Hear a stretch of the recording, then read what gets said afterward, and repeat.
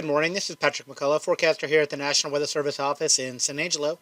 Look at the upcoming forecast across West Central Texas. This briefing is being updated early Wednesday morning.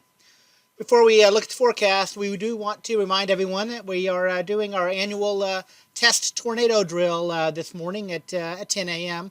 We'll be sending out a test tornado warning over our NOAA Weather Radio channels. Again, this is a good time for all schools, businesses, and other locations to kind of test their what if a tornado is occurring. What procedures would you use? It's a good time to test everything and make sure you know what to do if the real thing should happen. Again, that'd be 10 a.m. this morning through our NOAA Weather Radio.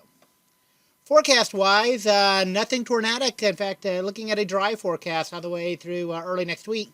Today, windy and cooler behind a cold front. We'll see some elevated fire weather conditions as some gusty northeast to north winds continue, maybe as high as 35 miles per hour at times. Otherwise, we'll be looking at high temperatures generally in the mid-60s across the area.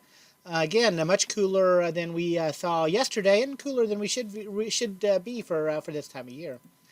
Those cool conditions will continue into tonight. Low temperatures down into the mid-30s.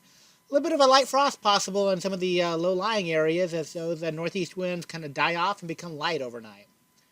Those quiet conditions will continue through the rest of the week, through the weekend, and into early next week. Again, this is kind of a little bit unusual for a full week to 10 days of dry conditions for the end of March and into the first week in April.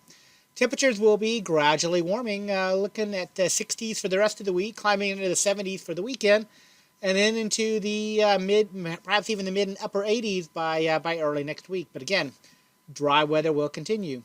Don't forget that test tornado watch, and everybody have a good day.